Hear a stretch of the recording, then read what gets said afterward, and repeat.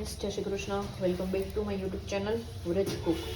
તો ફ્રેન્ડ્સ, આજે શિયાળામાં એકદમ હેલ્ધી અને એક વર્ષ સુધી તમે જે સ્ટોર કરી શકો અને ઉનાળામાં પણ ખૂબ જ શરીરને લાભદાયક એવું આમળાનું આપણે શરબત બનાવીશું.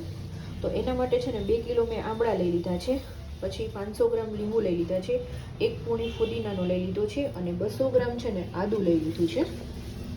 200 ગ્રામ આદું લઈ લીધું છે, બરાબર છે. આ એનું મેઝરમેન્ટ છે. અને સામે આપણે 3 કિલો ખાંડ લેવાની છે. તો પહેલાં છે ને આપણે એકદમ સરસ આમળા છે ને ફ્રેશ લેવાના છે. આજે આમળા છે ને એકદમ મસ્ત આપણે ફ્રેશ લેવાના છે. અને અત્યારે તમને ખબર જ હશે કે આમળા છે ને અત્યારે ભરપૂર માત્રામાં આવે છે. તો અને આમળા આપણા શરીર માટે પણ ખૂબ જ લાભદાયક છે. તો ચલો આજની આપણે આમળાનું શરબત બનાવવાની રેસીપી સ્ટાર્ટ કરીએ. અને તમે 1 વર્ષ સુધી તમે ફ્રીજમાં પણ સ્ટોર કરી શકો છો અને એવું ને એવું રહે છે, એનો ટેસ્ટ પણ જરાય નથી ફરતો.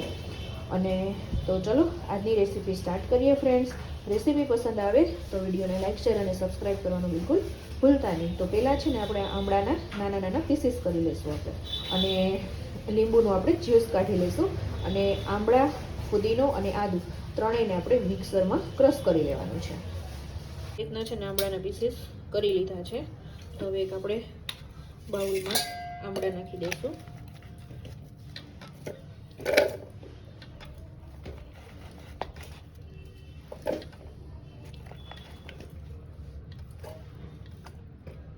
આ રીતના આપણે આદુ પણ થોડું થોડું નાખતા જવાનું.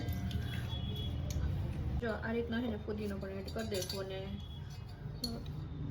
અને આ રીતના થોડો થોડો લીંબુનો રસ એડ કરતા જઈએ. પાણી છે ને એમાં બિલકુલ આપણે ઉમેરવાનું નથી અને લીંબુનો રસ કરીને પછી પીસી લેવાનું છે.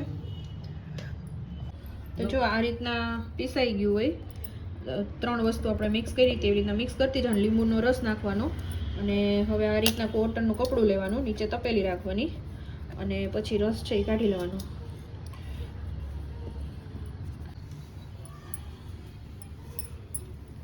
જો આ રીતના છે ને રસ આપણે દબી કાઢી લેવાનો.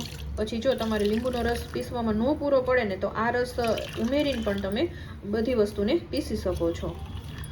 તો આ રીતના બધું આપણે આમળા જે છે અને ફુદીનો અને આદુ એને આ રીતના પીસીને આપણે રસ કાઢી લેવાનો છે. અહીંયા છે ને મેં 3 કિલો ખાંડ લઈ લીધી છે, 2 કિલો આમળા છે, પછી 200 ગ્રામ આદુ છે, 500 ગ્રામ લીંબુ છે અને 1 જોડી ફુદીનાની છે. મેં અગાઉ કીધું એની સામે છે ને 3 કિલો, 1 કિલો હોય ને તો 1.5 કિલો લેવાની છે, 2 કિલો આમળા હોય તો 3 કિલો ખાંડ લેવાની છે. અને ખાલી ખાંડ પલળે આપણે એટલું આપણે પાણી છે ને એડ કરવાનું છે.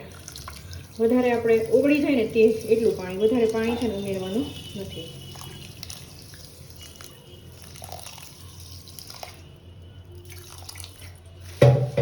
ખાંડને છે ને આપણે મેલ્ટ થાય અને ચીકાશ પડતું લાગે ને ત્યાં સુધી જ કરવાનું છે. 1 તારની કે ચાસણી આપણે 2 તારની ચાસણી નથી કરવાની, ખાલી ચીકાશ પડતું થાય ને ત્યાં સુધી જ આપણે કરવાનું છે. તો આપણે ખાંડને ઓગાળી લઈશું. આ રીતના છે ને ખાંડ છે ને આપણી મેલ્ટ થઈ ગઈ છે અને જો તમને લાગે છે દેખી થાય કે ચીકાશ પડતું થઈ ગયું છે. ચાસણી આપણે બિલકુલ નથી લેવાની. તો હવે ગેસ ઓફ કરી દઈશું અને એકદમ રો ટેમ્પરેચર પર આપણે આવવા દેવાનું છે. ચાસણી થઈ ગઈ છે, રો ટેમ્પરેચર પર આવે એટલે આ રીતના છે ને ઘટ થઈ જાય છે, કારણ કે આપણે છે ને ખાંડનો ભાગ એમાં વધારે હોય છે, પાણીનો હોતો નથી. અને આપણો જે રસ છે ને એ પણ અહીંયા રેડી થઈ ગયો છે. હવે આપણે એમાં મિક્સ કરી દઈશું. પછી જો આમાં જેવું છે ને હવે આપણે પાછો થોડોક રસ લઈને આપણે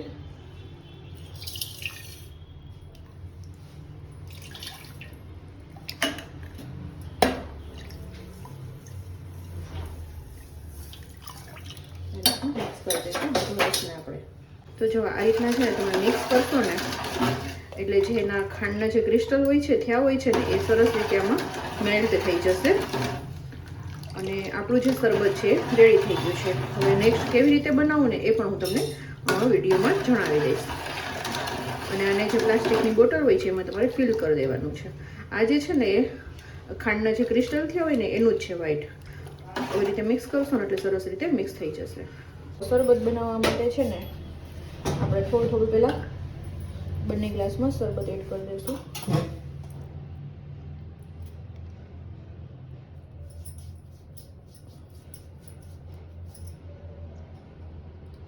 અને હવે પાણી એડ કરી દઈશું.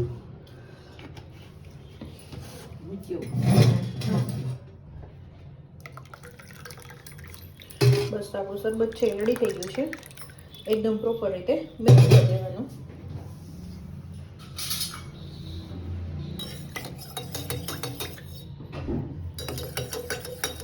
તો આપણું શરબત બનીને રેડી થઈ ગયું. ચાલો